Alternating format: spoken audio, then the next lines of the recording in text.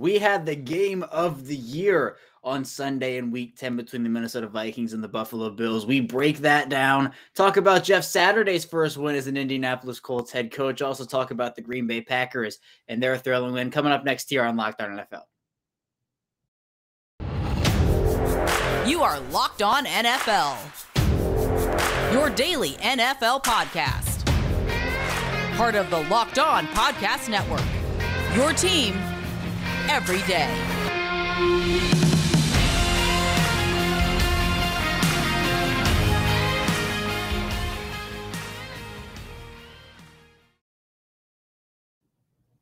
Welcome into another edition of the Locked On NFL podcast, part of the Locked On Podcast Network, your team every day. It's Monday, so that means you have me, Kevin Oestreicher, one of the many NFL experts here on the Locked On Podcast Network. We're here again on the Locked On Podcast Network, your team every day. And thank you so much for tuning in with us today, making us your first listen of the day. Free and available on all platforms, including over on YouTube. And today we're going to be breaking down the biggest stories from across the NFL with local experts from our network. And today's episode of Locked On NFL is presented by Prize Picks. Prize Picks is daily fantasy made easy. Pick 2 to 5 players, and if they score more or less than their Prize Picks projection, you can win up to 10 times money on your entry. First-time users can receive a 100% instant deposit match up to $100 with promo code Locked On. That's prizepicks.com, promo code Locked On. And I say it every week, crazy NFL Sunday, but Week 10, man, lived up to the billing. We had the game of the year, hands down, 100% game of the year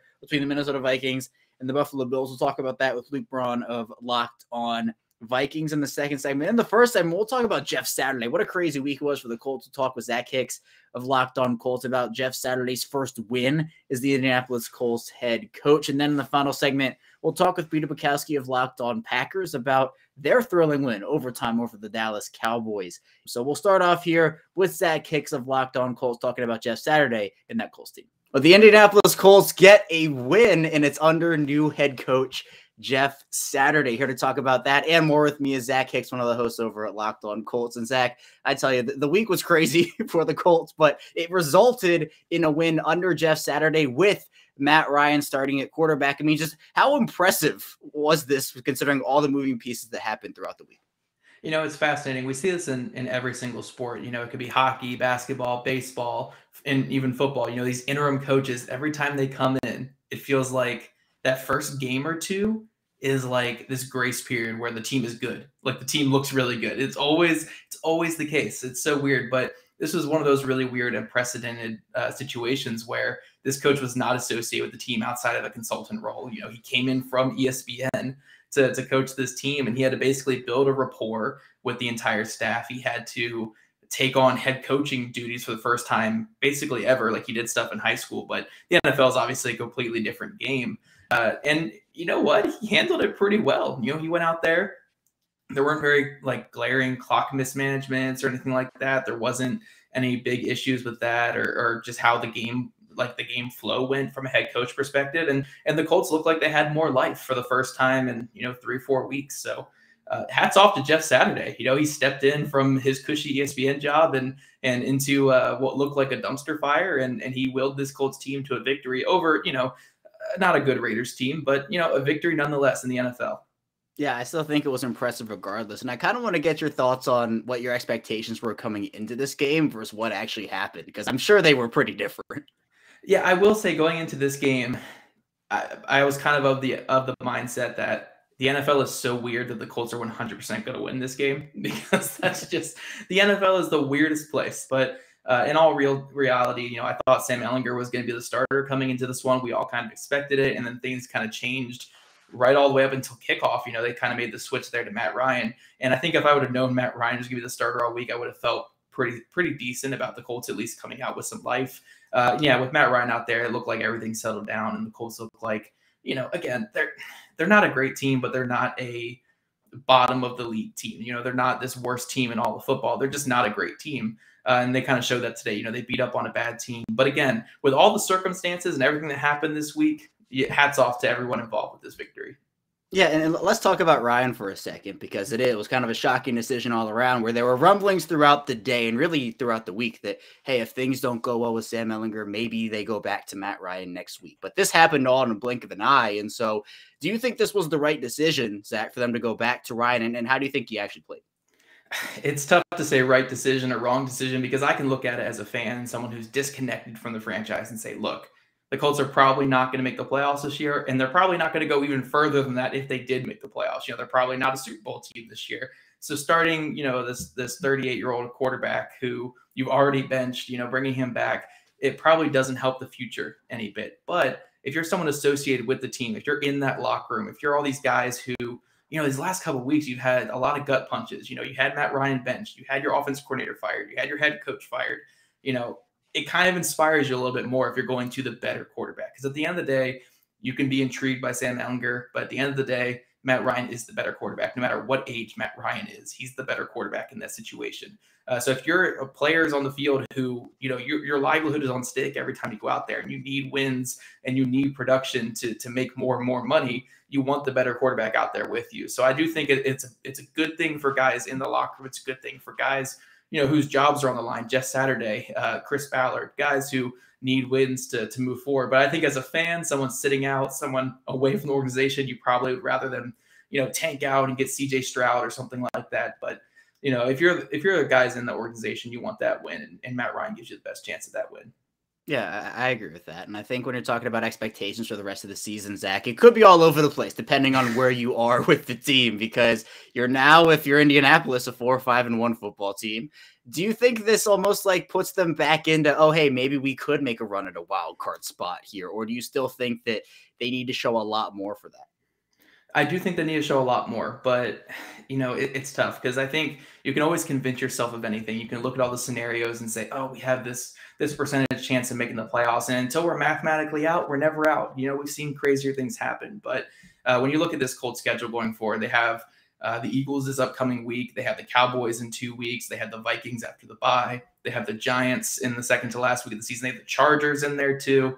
It's a lot of really, really tough games. I mean, they're playing 4 of the top 6 teams in all of football down the stretch.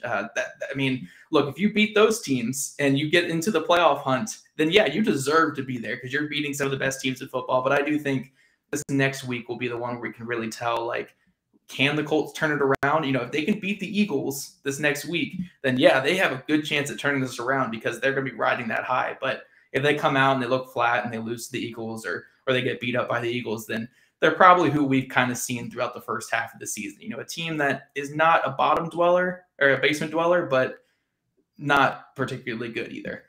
Right, and that makes sense. And when talking about expectations for Jeff Saturday, Zach, for the rest of the season here, as he kind of, I guess, auditions in a way for this job, yeah. What do you expect from him? Yeah, the biggest thing that I can really expect from him going forward is just kind of doing what he's been doing. I mean, look, this whole week has been a disaster. That press conference could have been the perfect time to clarify everything. The press conference with Jim Irsay, Chris Ballard, and Jeff Saturday could have been the perfect time to say, look, I'm bringing in someone I trust. I know it looks crazy, but I really trust Jeff Saturday, and I really believe in him. That's all you had to say. Instead, it became this really weird press conference that made this whole story so much worse and weirder. But with everything that's going on, Jeff Saturday's kind of been the light at the end of the tunnel. He's been a guy who's handled it with class, maturity. And then obviously, again, this game this past weekend, or on Sunday here, was kind of the perfect epitome of that. He came out and he did his thing, and the Colts looked good. So honestly, for him, I just think he needs to keep doing what he's doing. Just keep showing that class, that maturity, keep inspiring these guys, and having this Colts team play hard. And who knows? Maybe he is the coach next year for the Colts, or maybe he's moved to a front office role or something like that. But he just needs to keep doing what he's doing, because so far so good with Jeff Saturday, just both on the field and off the field, the way he's handled everything. I've been super impressed with him, especially basically in a no-win situation for him. Right. It's a super intriguing situation overall. It's like what's going to happen next really every day with the Colts now. Right. But I do have one final question here for you, Zach. It is, I'd say, one that it could be tough, but who are the Indianapolis Colts right now? I don't know, man. Your guess is as good as mine. I think they are a talented team that I just don't think it's in the cards this season. I just don't think it is. I think whether it was just not being inspired early in the year, whether it was injuries, whether it was just dysfunction or something, this season went awry early, and I don't think any Jeff Saturday magic is going to completely fix it. But I do think they're kind of trying to find their identity the rest of the year, and that's going to be the biggest key for them going forward. It's not necessarily about wins and losses going forward. It's really about finding your identity, finding things that work, and just playing decent football. Like it doesn't need to be perfect. You don't need to win every single game, but you can't turn the ball over 10 times a game. You can't take 10 sacks a game like they did against the Patriots, something like that. They need to be at least kind of consistent and looking like an actual NFL team. As long as they do that the rest of the year, then I'm feeling better about their future. Yeah, they do have some tough games at the end of that schedule, but we'll see if some Jeff Saturday magic is in store for this Colts team moving forward. And to check out more of Zach's work, be sure to check out the Locked On Colts podcast, part of the Locked On Podcast Network, your team every day. Zach, I appreciate you. Thanks for joining me. The Colts are a team that, 4-5-1. I think their season isn't completely over yet, but they do have a lot of work to do. But who knows? Maybe Jeff Saturday and Matt Ryan can be that quarterback coach duo that they needed to jumpstart their season. But coming up here in the second segment of Locked On NFL, we'll be talking with Luke Braun of Locked On Vikings about the game of the year, the catch of the year, and so much more coming up here on the show. But first, today's episode of Locked On Ravens is brought to you by Total Wine and More. This holiday, find what you love at Total Wine and More with so many great bottles to choose from. It's really easy to find a new favorite single barrel bourbon or the perfect gifts for everyone on your list with some help from a friendly guide. Know with the confidence of knowing you found something special for the lowest price possible. Find what you love what you find, only at Total Wine and More. Curbside pickup and delivery available in most areas. The experience is great when you shop at Total Wine and More. Super helpful and super great choices. Visit TotalWine.com to learn more. Spirits not sold in Virginia and North Carolina. Drink responsibly. Be 21. Welcome back to Locked On NFL here on Monday. Kevin Ostraker, your host, still here with you. And thank you so much for tuning in with us, making us your first listen of the day. Be sure to make your second listen of the day Locked On Sports Today. From the games that matter the most of the biggest stories in sports, go beyond the scoreboard and behind the scenes with local experts and insights that only Locked On can provide. Locked On Sports Today, available on this app, YouTube, and wherever you get your podcasts. But now we're going to be diving into, again, I'm saying it is the game of the year, hands down, between Minnesota and Buffalo. An overtime game which just went so many different directions. We have Luke Braun here with us to break it all down coming up now. Well, what a game. The Minnesota Vikings and the Buffalo Bills, game of the year. Absolutely. Here to break it all down with me, Luke Braun of Locked On Vikings, and I'm not sure Luke is fully recovered from that game. Is the Vikings win an absolute thriller? I mean, take me through the emotions of that game. I'm sure you're unbelievable right now. Look, I'm a seasoned veteran of Vikings games. All right. The last 2 or 3 years have been a test of faith. We've seen games like this, but never against a team like that. I mean, these are the Bills. These are the Super Bowl favorites, and with good reason. And to kind of keep up toe to toe, we were just talking before the recording, when the 4th and goal sneak fails, they got 4th and inches, goal line sneak doesn't get there. Bills take over on downs, and it looks like they can basically kneel the clock out if they can get out from the end zone. And I'm thinking, man, they got within an inch of beating the Bills. You can feel okay about that. You go, tough game, a lot of stuff to clean up, a lot of stuff that didn't go right, but you can feel okay about getting within an inch of the Bills. And then the fumble, and they actually get a chance to really steal that game. And now we don't even have to make that excuse. We don't even have to start talking ourselves into moral victories. They just got the real one. They got the actual victory that counts.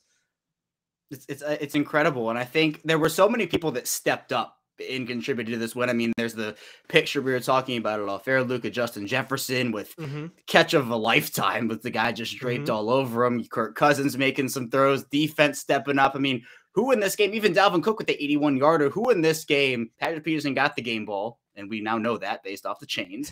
But who in your mind, yes, who in your mind got those game changes? Did Peterson deserve it, or should it have gone to someone else? I mean, you could probably list out about 6 names and not be wrong, right? Peterson, I totally get it. Jefferson, give it to Kirk. I could give it to a couple of depth guys and Kevin O'Connell loves to do this in the locker room after games. He'll give 10 game balls out, which costs him thousands of dollars each. And his wife is like, can you please stop doing that? And he won't. But, couple of depth guys. Blake Brandell comes in for Christian Darrisaw, who was out with a concussion. Darrisaw genuinely has an argument for being the best offensive tackle in the league this year. Losing him is a huge, huge blow. Brandell comes in, does admirably. Duke Shelley fourth string outside corner coming in. Guy who we just took off the Bears practice squad comes in with a couple of injuries in the secondary and makes a game-saving pass breakup before Patrick Peterson gets the clinching interception in overtime. Yeah, gosh, that's just to name a couple, but there's all kinds of crazy plays out here. Daniil Hunter, lots of impacts. Darius Smith, those guys were flushing Josh Allen out a lot. And then Allen would roll out, make the kind of play he always makes, but that's that kind of influence, and you just have to be able to capitalize. But man, the Bills make a lot of plays in a game, don't they? And to overcome that, yeah, you got to kind of match them blow for blow. And the Vikings really did. You do. And I think part of this, which is so great for the Vikings, Luke, is the fact that, look, you're on the road in Buffalo, which is a tough place to play, first of all, but this was like playoff atmosphere, even Super Bowl atmosphere like this. I think going forward, this is a huge game for the Vikings to know that, hey, we can do this. We can go into Buffalo. We can go into a team that maybe we're a little bit of an underdog against, go in there and come out with a win. Yeah. I mean, going into a road environment, a hostile road environment, possibly inclement weather, and getting put in a hole, 17 points down in the second half, and being able to come out of that and say, no, we actually can win this game against an elite team. This certainly is not doing this against, some cupcake. This is not like the time they came back from they let the Bears come back from a 3-score game and then had to do a comeback win against, the Bears, who aren't going to be in the playoffs. No, this is the Bills, man. And if you want to win in the postseason, unless you are those Bills, unless you are that elite team, you kind of need to prove that you can go shock someone on the road. Because if you're not the number 1 seed, you're going to be a road underdog at some point. Got to be able to do it. So there's your proof. Yeah. And I think part of this, Luke, is the vibes of this team. The vibes are on an all-time high. This is a likable football team. They are the national darling right now with the Kirk chains and all the chains they're giving out and everything. Hey, Kirko. I know it's great. What are the vibes right now surrounding this team? Because I think they're great. I mean, yeah, it's electric, right? They're all having so much fun. You see the smiles. I think Zadarius Smith he kind of instantly was a leader the second he walked in the building. As the veteran he is, and just the electric personality that he is. You do cover the Ravens, and he's just grinning ear to ear every day. He's just this like exciting electric personality. You get like the goofball vibes of Justin Jefferson and a couple of guys in the secondary that he hangs out with. And they're like bringing Kirk Cousins, dorky dad, into like the chains and stuff. It's so much fun. And it's just kind of leaving the realm of being a football season and entering the realm of being an experience that you remember, for better or worse. However it ends, this is an experience right now, there's never going to be too much to say. O'Connell has really installed a very positive culture. Now, what culture isn't feeling good when you're 8-1? So I've kind of been saying all year, let's see them take a couple losses in a row and kind of see how they respond to that. Or don't, I guess. You don't have to. If you're 8-1, you're 8-1, and that's it. Or just never do that. Yeah, this is an 8-1 football team. I don't know what your reaction would have been if I told you that before the season. If I said, "Hey, Luke, Week 10's passed. The Vikings are 8-1." I would have called you insane. Yeah, they're 8-1, and they just beat the Bills in Buffalo in overtime, and the Bills are as good as you think they are. It'd be like, right. You're lying. It is incredible what the Vikings have done this year. But my final question for you, Luke, it's a simple one. Who are the Minnesota Vikings right now? I think you just saw who they are. They are imperfect. They are sloppy. They are, I think that game is everything that they are. They are inconsistent, but they fight, they scrap, they don't have an ounce of quit in them, and they are never out of a game. They have come back down from 2 scores now on the road 2 weeks in a row. They're never out of it. Don't count them out. And especially don't count them out of the standings because they're hot on Philly's heels. Yep, Philly's still undefeated. So the time we record this, so the Eagles play on Monday, but then you have the Vikings at 8-1, and then the Seahawks are next in that NFC at 6-4. So the Vikings, they are well positioned, especially in the NFC North, which feels all but theirs right now. They have the clear cut favorites. Yeah, it would be a miracle. Which, hey, apparently miracles happen. We're seeing it right now. Minnesota's pulling off some miracles themselves, but nobody's counting any chickens. But it would be a pretty astounding thing if the Packers came back and took that. And I think it would have to be the Packers. Yeah, I think so too. But the Vikings right now in a good position. And if you want to hear more about them, be sure to check out Luke's work over at the Locked On Vikings podcast, part of the Locked On Podcast Network, your team every day. Luke, thanks so much.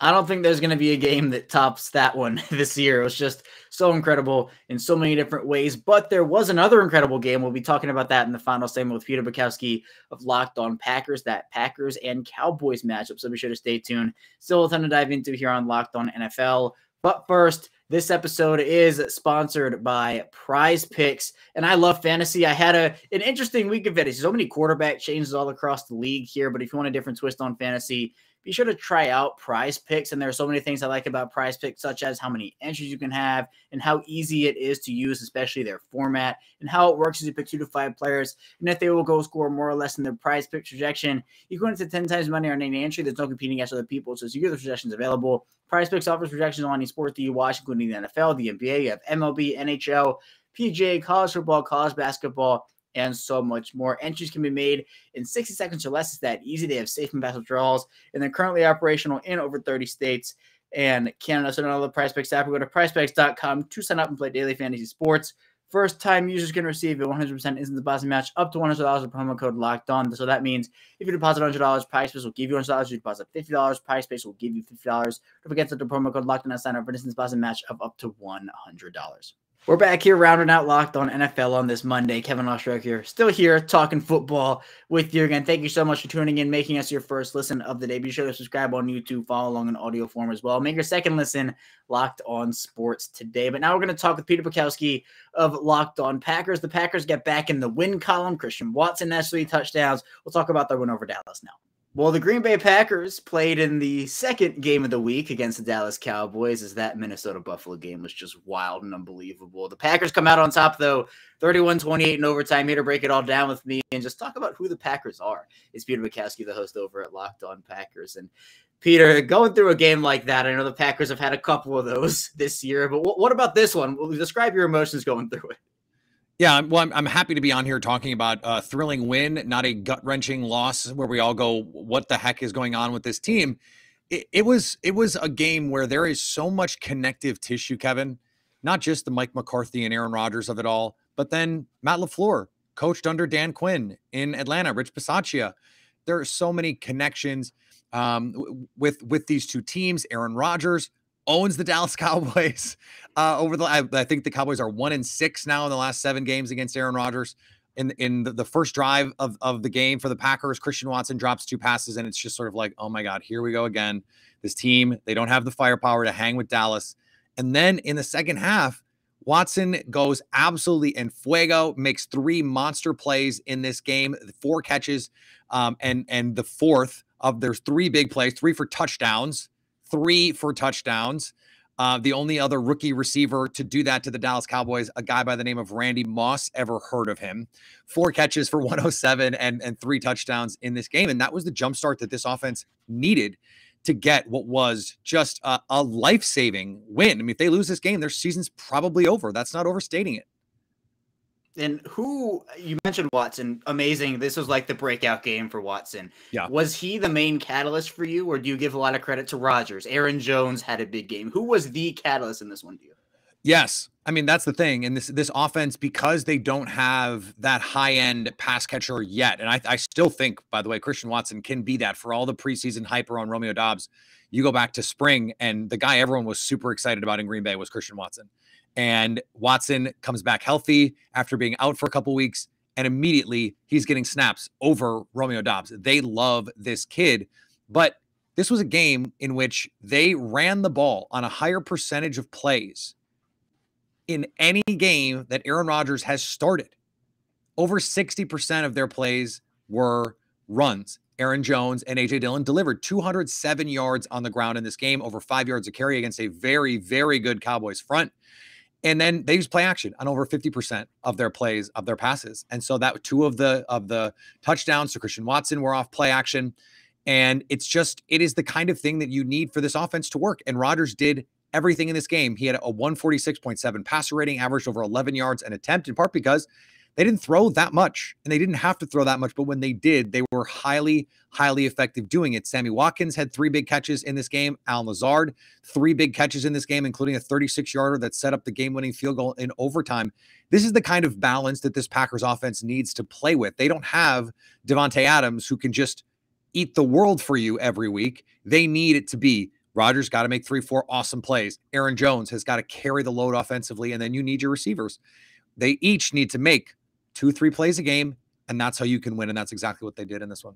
Yeah, and I want to go back to an earlier point you made, saying that, look, if they lost this game, their season effectively probably ends. So it's just how important was this really, literally a season-saving win here for the Packers?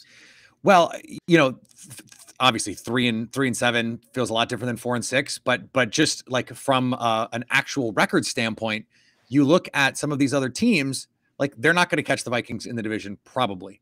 They're not worried about the Eagles, although Eagles are on the schedule.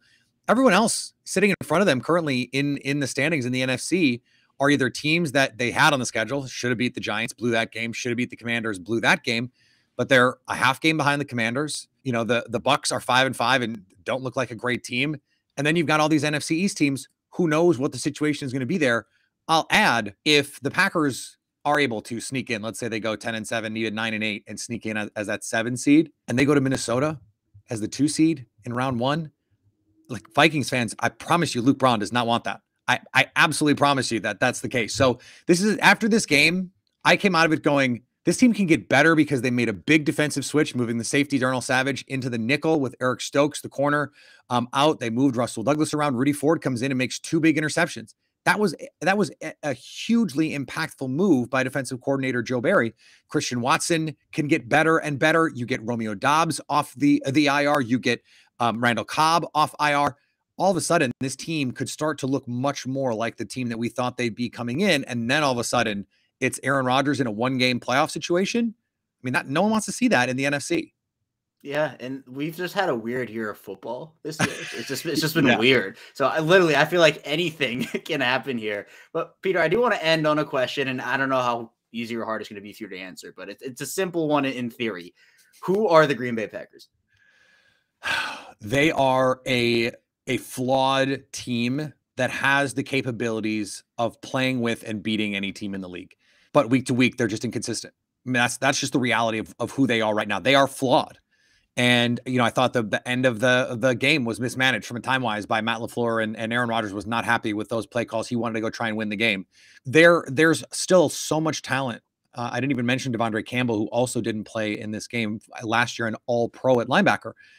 There's still so much talent on this team that they can be so much better. It's part of the reason why, Kevin, that this season has been so frustrating, because you just know what this team is capable of, and they haven't played to that potential for a number of different reasons.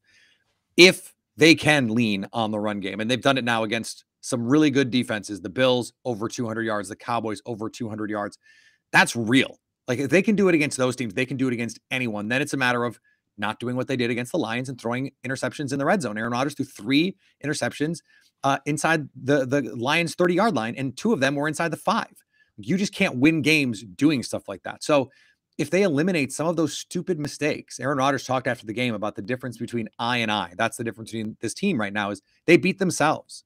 And if they would just stop doing that, they would be a really, really dangerous team. We saw maybe the beginning of that. They've given themselves a chance to rectify a season that has gone wrong in so many ways. And the Dallas Cowboys, I just want to end with a great stat here for you, Kev. 195 games they had played, the Dallas Cowboys organization, with a 2-touchdown lead. They were 195-0 until this game. So, and Aaron Rodgers is now, among quarterbacks in the modern era, is tied for the most wins in a game where he trailed by 14 or more going into the fourth quarter. So it is, again, he is that dude. We know he is that dude. He wasn't playing like that dude, but if he can moving forward, we saw it in 2016 in the run the table stretch, they can still be so dangerous, because this team on both sides of the ball can still get so much better. What a stat. What a stat that is. And this could be a huge stepping stone for the Packers moving forward, especially, again, they can sneak in as a wild card. I think they could potentially be one of those sleeper teams with the talent they have, and with Aaron Rodgers there, of course, that is something you cannot ignore. So I'm excited to see what the Packers do. But for more on Peter's work, go check out the Locked On Packers podcast, part of the Locked On Podcast Network, your team every day. Peter, thanks so much. Super impressed with Green Bay in this one. Battled back, and again, they got their season potentially back on track here. Definitely a season-saving win, but we'll see what they can do with it moving forward. But that's all I have for you here today on Locked On NFL. Thank you so much for tuning in with us today. And when we get back here tomorrow, I'll be diving into more NFL content with your Tuesday host. So be sure to stay tuned for that, and we will see you right back here tomorrow.